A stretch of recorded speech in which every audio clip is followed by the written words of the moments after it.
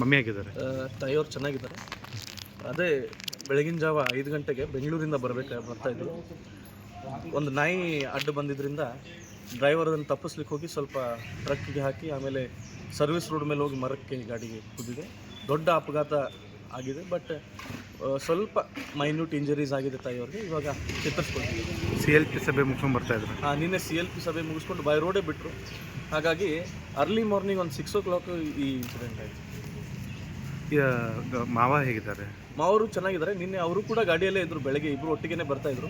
ಅವ್ರಿಗೂ ಸ್ವಲ್ಪ ಕಿವಿ ಹತ್ರ ಮತ್ತು ತಲೆ ಸ್ವಲ್ಪ ಪೆಟ್ಟಾಗಿದ್ದರಿಂದ ಅವರು ರಿಕವರ್ ಆಗ್ತಾ ಇದ್ದಾರೆ. ಸರಿಯಾಗಿ ಎಷ್ಟು ಗಂಟೆಗೆ ಆಗಿದ್ದು ಘಟನೆ ಇದು? ಬೆಳಗ್ಗೆ ಸುಮಾರು ಒಂದು 6 ಗಂಟೆಗೆ ಆಗಿದೆ ಈ ಘಟನೆ. ತಾಯಿಯವ್ರ ಜೊತೆ ಮಾತಾಡಿದೆ. ಅವರು ಆರಾಮಾಗಿದ್ದಾರೆ.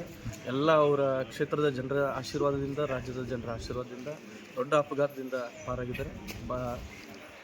ಸ್ವಲ್ಪ ಮೈನ್ಯೂಟ್ ಇಂಜರೀಸ್ ಬ್ಯಾಕ್ ಬೋನ್ಗಾಗಿದ್ದರಿಂದ she is not able to move. ಹಾಗಾಗಿ ಬೇಗ ಗುಣಮುಖ. ಈಗ ಜನರಿಗೆ ಏನು ಹೇಳ್ತಾರೆ? ತಮ್ಮ ಪ್ಯಾನಿಕ್ ಆಗಬಾರ್ದು ಜನರು. ಪ್ರತಿಯೊಬ್ಬರಿಗೂ ಕೂಡ ಇಷ್ಟೇ ಹೇಳಲಿಕ್ಕೆ ಬಯಸ್ತೀನಿ, ಯಾರೂ ಕೂಡ ಆತಂಕ ಪಡಕ್ಕೆ ಹೋಗ್ಬೇಡ್ರಿ. ಬೇಗ ತಾಯಿಯವರು ಆರಾಮಾಗಿ ಮತ್ತೆ ಜನರ ಸೇವೆಗೆ ಬರ್ತಾರೆ ಅಂತ ಹೇಳಿ. ಈ ವಿಡಿಯೋ ನಿಮಗೆ ಇಷ್ಟವಾದಲ್ಲಿ ಲೈಕ್ ಮಾಡಿ, ಶೇರ್ ಮಾಡಿ, ಸಬ್ಸ್ಕ್ರೈಬ್ ಮಾಡಿ.